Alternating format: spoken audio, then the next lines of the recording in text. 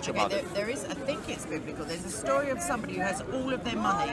They have to escape a ship, and they've got gold strapped to their belt, and they jump off and they start to sink because of their wealth. The gold, yeah. But they won't. They won't let go. Yeah. Their belt, so they drown with. They their drown gold. with the gold. So because they keep giving value into objects. So the value within the Bible comes from the knowledge, not from the pages, not from it being revealed by God through men. It's not that.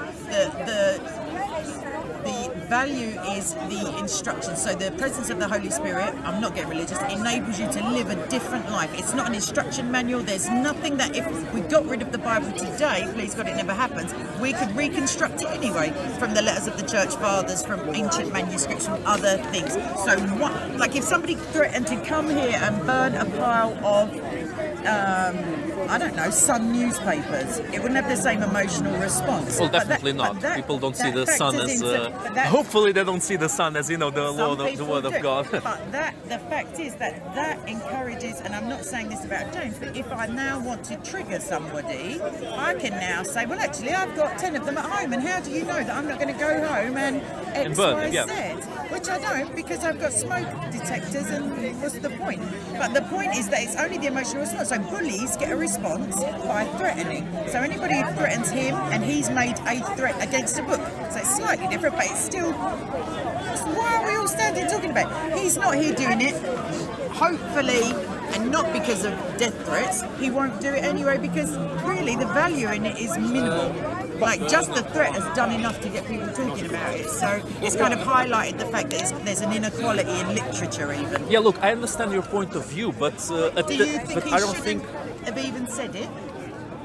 No, he can say it if he wants. So where do it's not about words, it's about what if he actually did it. But where do I think that's the... Okay, where do we differ? I think the main point where we differ is that I don't think it's beneficial for his cause. What is his cause? His cause is to question religion, specifically Islam. He likes to question Islam. He likes to... Isn't he? Huh? He's getting an answer. So hold on, so it's furthering his cause. He wants to know what happens if I say this, and now he probably knows without even doing anything. So yeah, but look, the problem with that is he's questioning Islam for people who already aren't following Islam. So why? It's basically... According to this gentleman, there's no, look. That's wait. Let me finish. That's not what I mean. That's not what I mean. He's questioning. He's saying if he burns the Quran, he'll be attacked. Blah blah blah. All that stuff. Sure. And it's true. Fair enough. It probably will happen. Yeah, it's pretty bad. I don't agree with it. It's pretty sad. But it doesn't. He's not debunking Islam for Muslims. He's debunking Islam for non-Muslims, and thus it doesn't have any intrinsic value. He's debunking the emotional attachment to a set of people. To non-Muslims, they already aren't following Islam, so it won't change anything. I know of cases where there are Muslims who are quite horrified by the reaction of fellow adherents in different countries, whereas a more stricter version or a different version of Islam. So Sunnis quite happily condemn Shia violence, etc. And Shia condemns Sunni violence, yeah, so we know about that. There may be Muslims who are positively in James's worldview. Well, of course, on the surface, everybody's going to condemn. Because but on the surface, they may also at least say on the surface. they may see the condemnation of others as too violent. They may see that if James's prediction of violence came true, that's a sad indictment on their own cultural practices. Because I don't know that the Quran says Ali might help me out. It doesn't say like attack anyone who threatens to like, do anything. I don't know. No, not threatens. I'm assuming that he actually did it. The Quran, and we know that it's a miracle. The Quran says it's a miracle, like Allah says it's a miracle. But just threatening it's not like Sikhism where it's a guru and it's. We're coming from the premise that he actually did it. That's the premise with which I'm starting. Look, saying that the word is eternal, which is the same. Yeah, but look again. We're having something very similar to a religious debate. Religion is absolutely subjective to each person. The book is important enough to be physically attacked over. It's not for me, but for many people it is.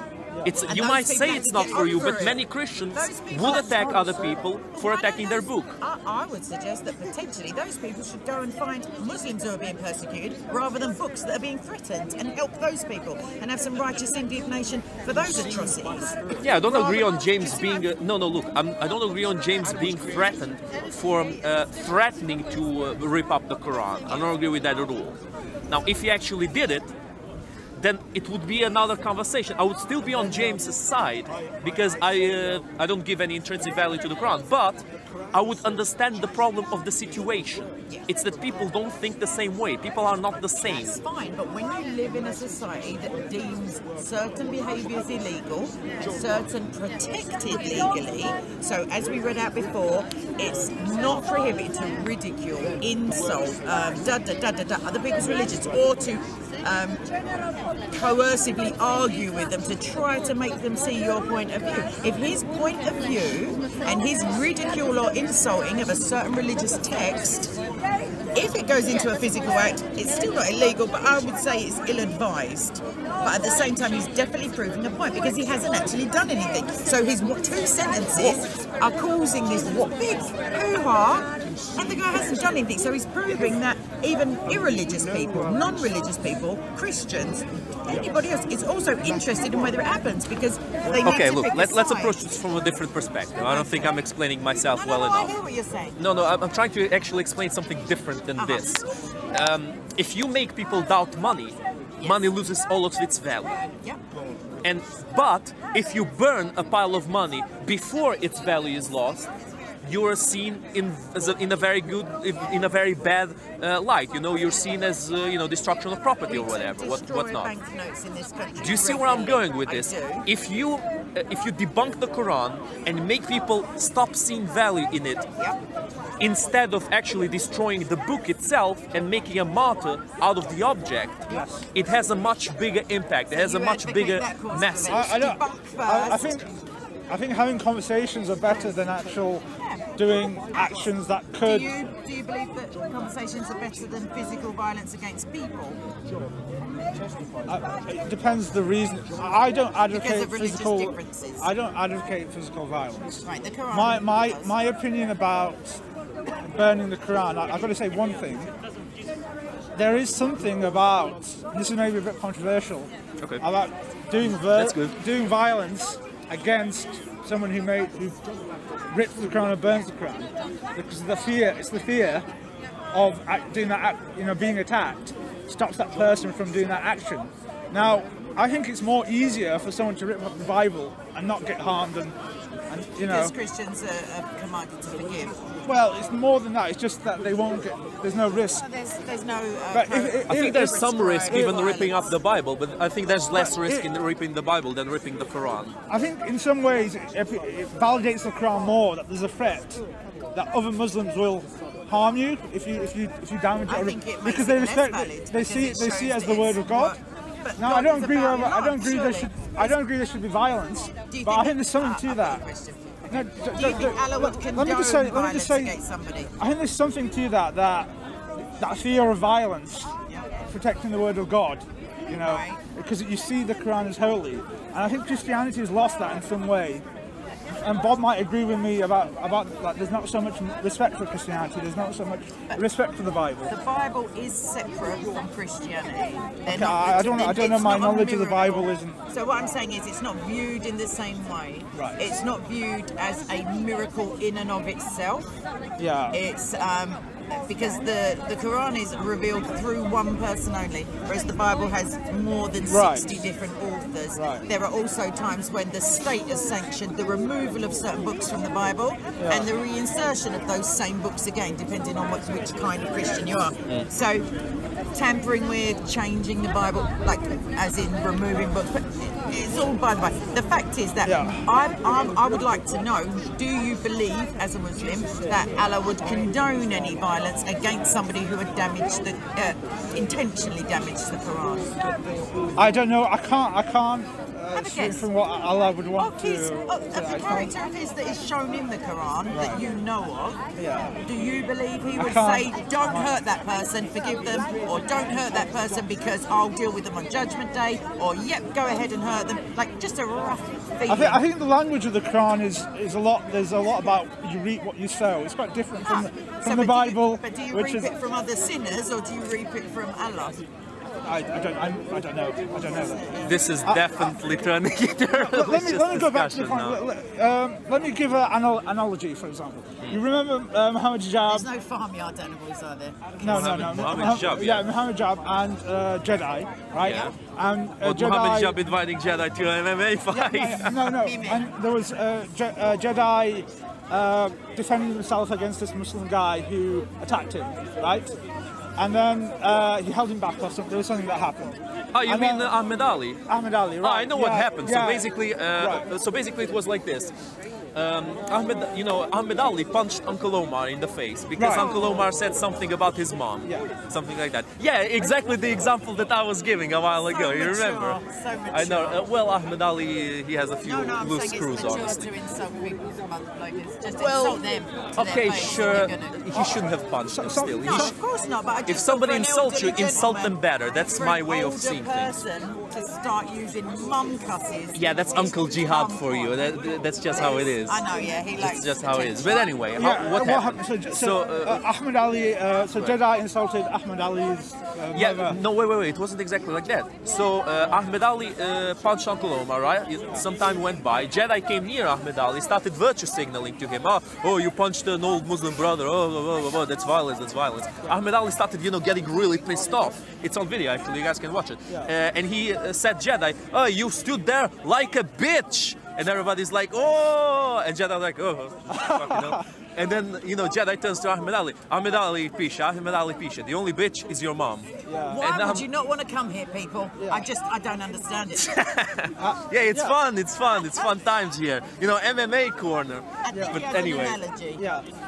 And then Ahmed Ali tried to punch Jedi. He missed. He punched another guy near Jedi. And then another guy started punching Ahmed Ali. Then it was a big fight. Jedi held him in. Yeah, Jedi held him and threw him at the floor eventually. And then a teacher came along, and then dinner time was finished. And then the week after, I think it was the week after, a bunch of Muslims came to the park. A big group. Muhammad Tawhid, Abdul Hakim, and some other Tawhid, he was guys. Really unhinged on that day. He was like, Ahmed Ali Pishas, his mom is your mom. He used Scooby-Doo's actual voice. Oh God, it was pretty close to that actually. That sounded like Scooby-Doo. Sorry, okay, no more interruption. I'm not getting interruption. And Muhammad Hijab confronted Jedi and said, tried to challenge him. And because he saw it that as he was defending the Muslims in that sense from attack, and there was something to that because he was trying to intimidate, I don't know if he did or not, he tried to intimidate Jedi, and he was trying to show, look, if you try to play with the Muslims or try to attack the Muslims, this is what's going to happen. And this, I don't know if there was some success to that, but he was trying to send a message that if you harm Muslims, this is what will happen. And I'm trying to analyse that to what's happening with Quran. So I think what's your idea of the situation? What do you think? Was what he did right? Or what Muhammad Hijab did the right thing to do? Are you saying the ends justified the means? I think it's complicated. I think it may display to some Muslims, look here, you're defending the Ummah here. But to other people, like maybe non-Muslims, it may make it okay that Islam is violent, aggressive. Not just that Muhammad Hijab likes an MMA fight. And to invite people to an MMA fight, not necessarily likes an MMA fight. No, but he challenged him. He was getting like this in his face. Bro, okay, let me tell you something. If they wanted to fight, they would fight right then and there. They didn't want to fight, they wanted to play it for the camera. Have you noticed, it was all orchestrated. Because 7 hours, they all planned that. Those guys hadn't been in park for months. Even for a year. I know. Hakim and Tawhid. Can I just say that you were saying that it could be supposed that people think, oh well, you'll see the ramifications of insulting a certain group of people. Maybe people will think to us. I personally, and I believe deep down you also would rather live in a society where people were able to self-regulate. So whether they were able to, on the basis of the available information, make a decision as to whether I feel like insulting that person, and I can work through the potential consequences. Not that he's going to bring all his mates round, not that he's going to bring all of his religious adherents. Were you there that day? No, maybe not, I don't know. I was. But the fact is that I know exactly what happened. I'd rather live by laws and regulations that prohibit violence, no matter what. Funny day. Not because somebody's threatening me not to, yeah, but because the state says if I do, I can happily punch whoever I like in the face and take the consequences. But listen to this. That Mohammed Hijab posted a video of those events, and that video got 880,000 views. 880,000 Well, of course, views. my most popular video is when I almost fight with Omar. People like to see that stuff. But that sent a message, didn't it? It sent a message. For the thumbnail. So Pavlov hits a woman. In some ways it worked, then, didn't it? Because it showed people that if you mess with Muslims, you may see it. There's different ways of looking at it. I'm not taking a side here. I'm not taking a side here. I think a lot of maybe irreligious people will say this confirms what they think about Islam. It's violent or aggressive. If there are deference against James based on words, I would say that sadly that would feed into a prejudice that sees a religion that advocates some form of violence to protect its image, but whereas others will the see state does quite a lot to promote the feeling that it's a religion of peace, and when its adherents are violent, that jars in your consciousness because you think, hold on a minute, it's supposed to be peaceful. It's like if a bunch of, you know, Tibetan Buddhists just decided to have a mass brawl in the pub. You're like, what's going on? But Islam, in some ways, Islam, I'm not really knowledgeable about Islam, I've got to admit that, but Islam is a bit different from Christianity. Definitely. Well, in terms of forgiveness, Jesus is not died as for a start. It will try to defend itself if it gets attacked. And Muhammad as a figure. I think people do that generally. They defend themselves if they're attacked. If you notice, Ireland spent a long time defending versions of Christianity and money and land problems. It's much more complicated than just religion. But Christianity, there's no, even though there's forgiveness, praying for your enemies, blessing those who curse you, you know, all of those things, there's still nothing that says you must be bullied or intimidated. That what is important within Christianity is the truth, and we are told that the truth is Jesus Christ. So insulting Christ in that way, which I've had Muslims tell me that Jesus effed his own mum because if Jesus is God and Mary was pregnant, even though the Qur'an says basically that God made Mary pregnant, like via this spirit or angel. So I've had, I've had hugely offensive things said to me, but because I'm what we call a grown-up, I chose to take that offence and just go, oh, what an idiot. Yeah, that's like, good. Literally. That's the look. I agree. I completely agree with you. That's the right way of interpreting things. But we need to think realistically on what are the consequences of our actions. On this specific regard, on what happened with between Jedi and Mohammed Hijab. Look, I don't really agree with the things Jedi does. I don't think he should have went to Ahmed Ali and started virtue signaling to him. But I definitely can't see it in any other way but to see that Mohammed Hijab was wrong in going to Jedi and trying to defend his Muslim brother who was in the wrong, who started it in the first place, who threw the first punch. It's absolutely impossible for me, to see it, to try to, sorry bro, seriously. No, it's okay, no. To see it in any way that I can defend Mohammed Hijab in this, because you need to regulate your guys. When you say he was successful in that, it turned into a big viral video. Yeah. And it had lots of views. It sent a message to Muslims, not just in the UK, all around the world. They're a bunch of thugs, or that this guy is a thug. You can see it as well. Man, I mean, the guy threw the first punch. I think a lot of Muslims. Yeah, obviously. They wanted an excuse to get something going. None of them wanted to fight on camera. None of them. Jedi wanted to virtue signal son of Ahmed Ali. And Mohammed Hijab wanted to come here and be the champion of Islam, and you know, look, I'm inviting this evil man to a fight. He who punched our brother Ahmed Ali. Did he? He seems to be refuting. Who? Mohammed Hijab called Jedi boy, or the other way around? Well, yeah, I know. Whatever you think, it appeared that way to a lot of people. What an insult. Okay. I'm not supporting Mohammed Hijab. 10 out of 10 would punch. I'm just saying what the opinion they do, because I've got a point of view, being that I'm Muslim myself. I know how Muslims may think and how it And so a lot of but look, I'm kind of, I'm coming more. Let's go back to James and you know the ripping of the Quran. Go ahead, bro. He's got hundreds. He said he was gonna rip up the Quran, and he has got a big audience. And a lot of those James. people would be To send a message, basically. Like what he did. Look, I appreciate what he did. Because they see I it don't as know. like I he's don't know about that. I And don't think he Islam specified it itself that is much. quite He just said something about ripping up the Quran. So if you do something in the defense of that tribe, it's going to get applause. It's going to get applauded. Now, I know you, as an outsider. Yeah, look, James has been a thorn in the side of the Dawas for a very, very long time now. They don't want to speak to him because they know that they can't debate him. Because he knows things that they can't simply, you know, fallacy their way out. They can't just, you know, deviate from him because he actually knows the stuff he's talking about. That's why, you know, Adnan won't talk to him. That's why other Dawas don't want to talk to him. They call him a hate preacher. They call him Islamophobe. They call him anything they want. Yeah, he's an extremist. He hates Islam. And but you see, if he ripped the Quran, he would be seen by many Muslims out there, and we need and we need to a certain extent consider their opinion. We don't need to care, not at all. I don't care about their opinion. But realistically thinking, I don't want to be caught in some dark corner by a random zealot and be stabbed to death.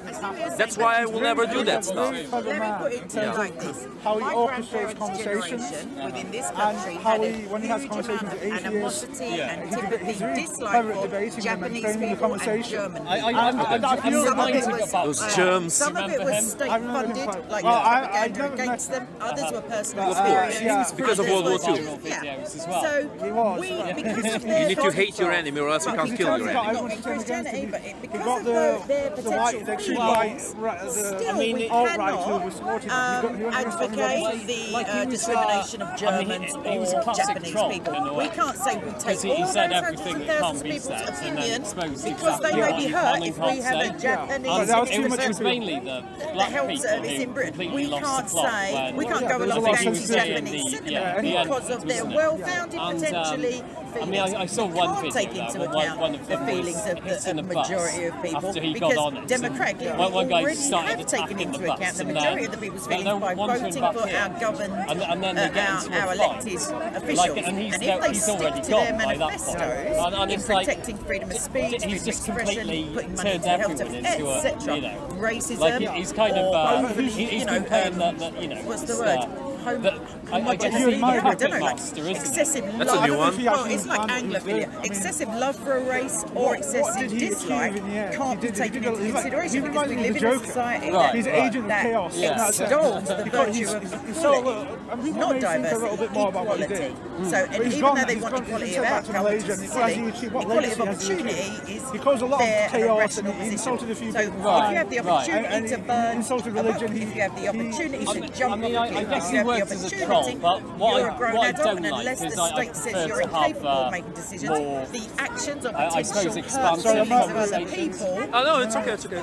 The potential hurt feelings, Sure, unfortunately, yeah, even though we'd all love to go around with kid gloves on and make sure all the elderly people don't see a Japanese person, like basically we can't mollycoddle human adults. Like, Look, they I need to be agree, I involved agree. with reality. Look, I can't disagree with that.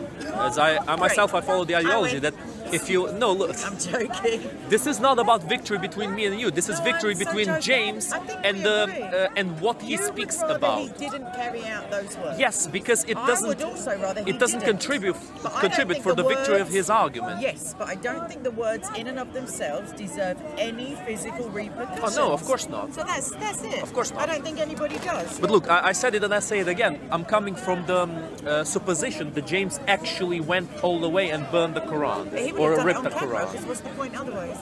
He said he would come here and do it. I didn't hear him say it, but I imagined, or just supposed, that he meant within Speaker's Corner. I don't suppose he meant I'm going to go home and do it and no one will know anyway. Like, what's the point in that? Because it doesn't get any... I don't say he's seeking publicity, but I'm saying that he publicly said it. Another problem with this is siege mentality. When people will see their ideology Get getting shopping, attacked... people. What? No, get shopping. Like with the siege, you need to get the supplies in and make sure you're... Oh, okay. Plus the EU and all that. Good one. But yeah, siege mentality is basically when people need an outside threat in order to unite about something. You know, I actually was around with when hijab had a conversation. We need an enemy to fight. We need somebody to unite against. Yeah, I was there on that video. It's on camera. It was pretty funny. Yeah. Then he pointed at me and said something like the kuffar, and I just laughed at him. Oh, how charming! I know, right? I love you. No, you know, he's a big softie underneath. He has some good arguments. He has sometimes some good arguments. In some ways, after what I said about him, he's also harmed himself because now people that video will stay. Took him seriously at one point. But that video will stay there forever. Definitely. You know, and people can use it if he ever wants to be in politics or anything like that. They'll reference that video and they will say, oh, "This guy's a thug." Yeah, that's it, man. The same thing that hijab did on camera. I mean, James would do much with a much bigger magnitude if he actually ripped the Quran. He wouldn't bring up James Goddard, is this, or is it James the tall guy. Cowboy hats. He speaks about Islam very often. I don't know if he's American. I don't think he's American. Is he not? He doesn't sound American to me. Okay. So he's the one with the whistle and the... No, James, the tall guy, skinny guy who speaks about Islam. 10 bad things in the Quran type thing. No, definitely not him. Yeah, but look, again, we need to think realistically about what will actually happen and about how we will actually organize people. Some sort of Soviet-style committee, hunt him down, pat him down for Qurans and matches. Let's not forget the inflammatory. Even though he said rip, we've all decided he was going to burn it anyway. And like, what are we going to do? Like, so yeah, I think we're exhausted. Not about the words. Not about the words. Great, because freedom of expression is like protected, especially in Speaker's Corner. Not about the words. I said it many times. I keep saying this. It's about if he actually went all the way and burned the Quran. I don't think he would gain a lot with it. I think his argument would become weaker, first of all. So it's the same as when hijab is having a discussion with a person. Again, let's do another, and he invites that person for an MMA fight.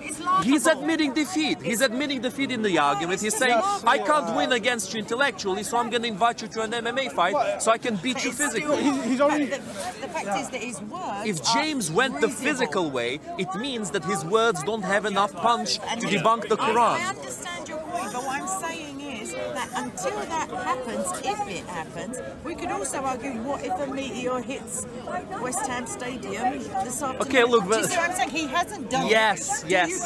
Do you believe that he intends to do it? From your knowledge I don't think so. I spoke to him. I don't think he intends to do it anymore. A shorter video. No, look, it's because we're talking. What you got like something?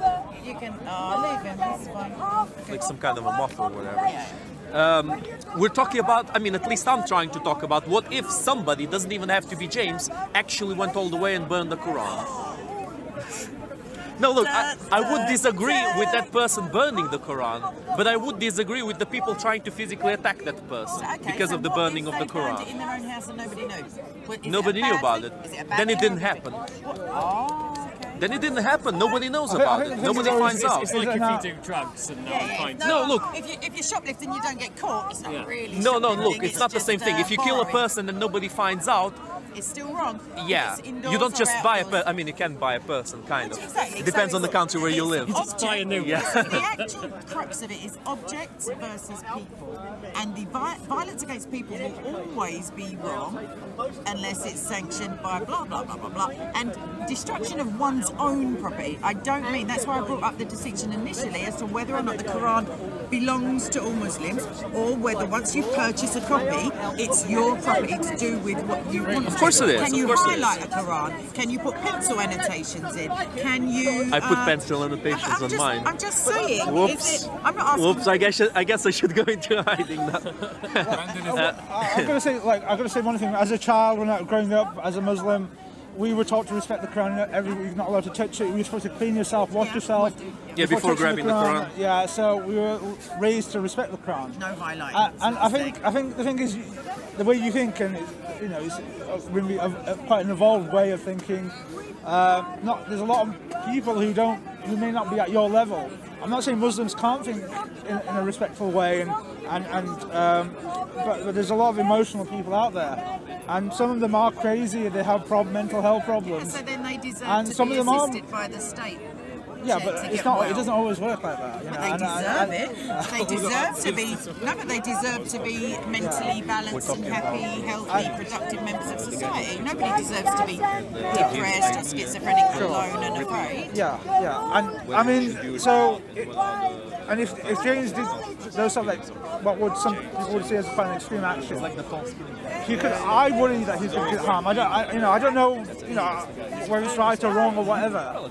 I kind of like James. I would hope that those who may wish to do him harm or actually do him harm would be prosecuted. Yeah, I mean, most people know he did. So basically, I'm not advocating. I think that people, if they've got a gun, look after it. I don't believe in the burning or destruction of any books. To be fair.